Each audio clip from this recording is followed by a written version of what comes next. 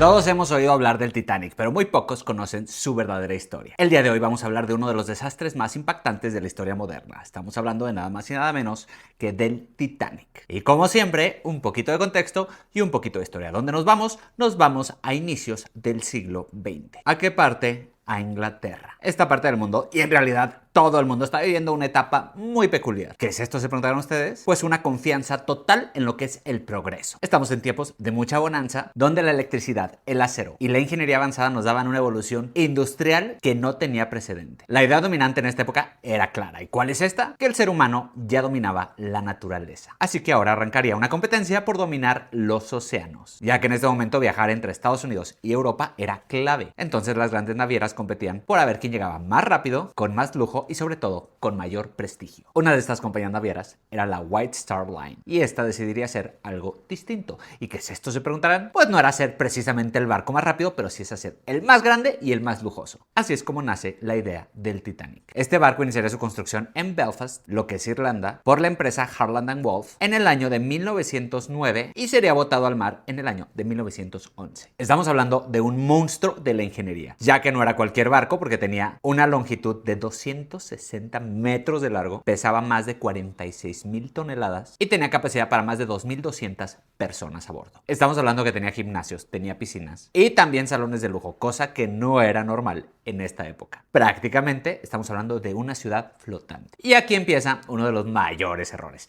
¿Cuál es este? Que este Titanic estaba diseñado con compartimientos estancos. ¿Cuál era la idea de esto? Que si una parte de esta se inundaba, el barco seguiría flotando. Y esto es lo que los llevaría a una percepción muy peligrosa. ¿Cuál es esta? Que este barco es imposible de hundir. El Titanic refleja lo que es el mundo en esta época, ya que la división de sus clases nos habla de cómo estaba el contexto realmente de Inglaterra en este momento. Por ejemplo, con la primera clase denominando lo que es el lujo extremo, la segunda clase con la gente que vive con comodidad y la tercera clase con migrantes. Es decir, esto es un reflejo de la sociedad y con diferencias claras incluso dentro del mar.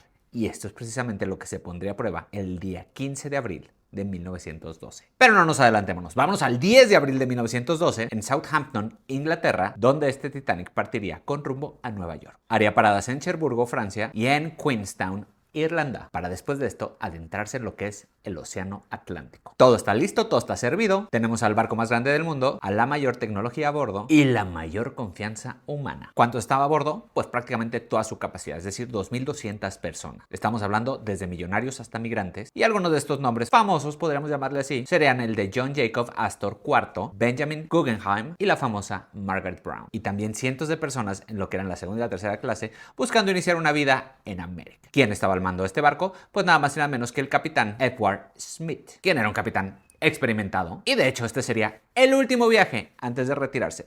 Y lo sería. El Titanic no era nada más un transporte, sino que era una experiencia total. Estamos hablando que si ibas en la primera clase podías estar en restaurantes de lujo, con salones elegantes para tomar el té o para fumar, y unas suites impresionantes que ni el mismísimo Ritz tenía en ese momento. Mientras que en la tercera clase pues estamos hablando de que era lo más básico de lo básico. Volvemos a lo mismo, este barco reflejaba la sociedad en este tiempo. Y cuando este barco se adentró un poquito más en el Atlántico, podemos decir que la velocidad a la que iba era muy buena para su tamaño, pero no era la más rápida. Estamos hablando de alrededor de 22 nudos, a pesar de algo importantísimo. ¿Qué es esto?, se preguntarán. Que había hielo en la zona. ¿Cómo sabemos esto? Porque durante el viaje el Titanic recibiría mensajes de otros barcos sobre estos avisos de iceberg. Uno de los más importantes vendría del SS Californian y otro del RMS Carpathia, que de hecho iría después en su ayuda. ¿Pero qué pasaría? Pues no tomarían estos mensajes con la urgencia necesaria, ya que tanto la tripulación como la empresa White Star Line confiaban demasiado en este barco. Estamos hablando de tecnología moderna y un diseño avanzado. Es como si ahorita sacaran uno de los aviones más tecnológicos del mundo y tendríamos miedo a volar en él. Llegaría la noche del 14 de abril de 1912 con un mar calmado, sin olas y completamente oscuro, que parecería ser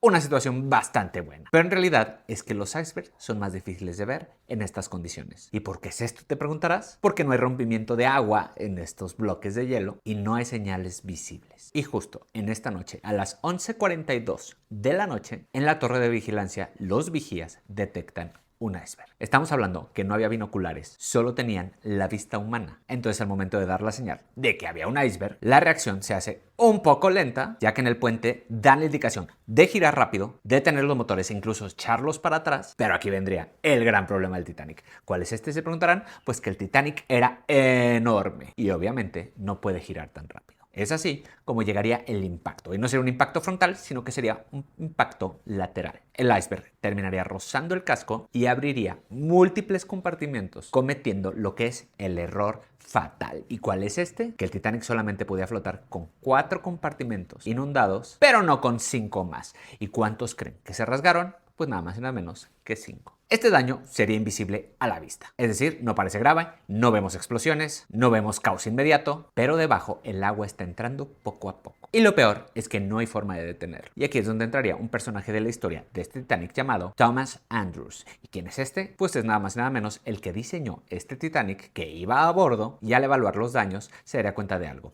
¿Qué es esto? Que el Titanic se iba a hundir. Esto no era percepción, esto eran matemáticas y la gente que estaba a bordo con él no lo podía creer. Incluso se dice que dio un tiempo para que esto sucediera, que eran 2 a 3 horas. El capitán Edward Smith recibiría esta información, pero al inicio no realizaría lo que es una evacuación inmediata. Él seguía creyendo en que esto no iba a suceder. Y esto fue terrible porque se perdió muchísimo tiempo. Pero para el momento en que decidiría que ya se evacuara el barco, se darían cuenta de algo crítico. ¿Qué es esto? Que no hay suficientes botes salvavidas para llevarse a todos. Estamos hablando que la capacidad de botes salvavidas que había en este Titanic eran de alrededor de 1.178 personas, cuando teníamos a bordo a más de 2.200. En este momento, el barco más grande e impresionante de todos los tiempos ya no era suficiente. Sin embargo, el capitán daría la orden de que se evacuara lo más que pudieran. Y aquí llegaría otro de los grandes problemas. ¿Cuál es este? Que los botes no se llenan a su máxima capacidad. Muchos botes saldrían con espacios vacíos, con gente dudando y haciendo espacios para ellos mismos y con muy poca urgencia al inicio. La mayoría pensaban que esto era un simulacro. Se da la orden de que abordaran primero las mujeres y los niños, pero esto no aplicaría para todo. Es decir, los primeros que subirían serían los de primera clase, quienes tenían el acceso directo a esta cubierta de los botes, ya que los de la tercera clase estaban muchísimo más lejos, tenían más barreras y lo más importante es que tenían muchísimo menos información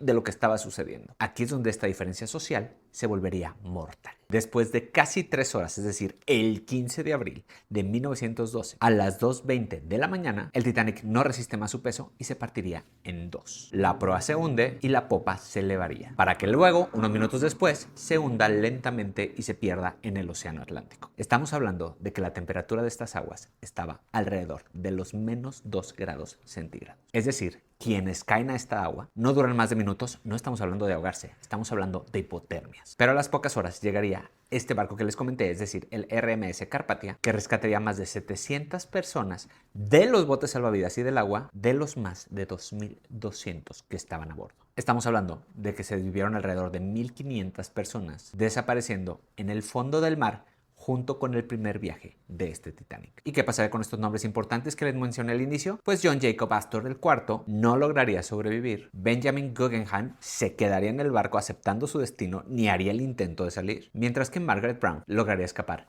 en un bote. Este barco representaba uno de los mayores logros del ser humano para esta época. ¿Y quién iba a decir que se convertiría en uno de los mayores desastres de la historia moderna en tan solo su primer viaje? El Titanic no se hundió por chocar con un iceberg. Se hundió por malas decisiones, por exceso de confianza y por creer que era imposible fallar. Porque en la historia los mayores desastres no ocurren cuando no sabemos, ocurren cuando creemos que lo sabemos todo.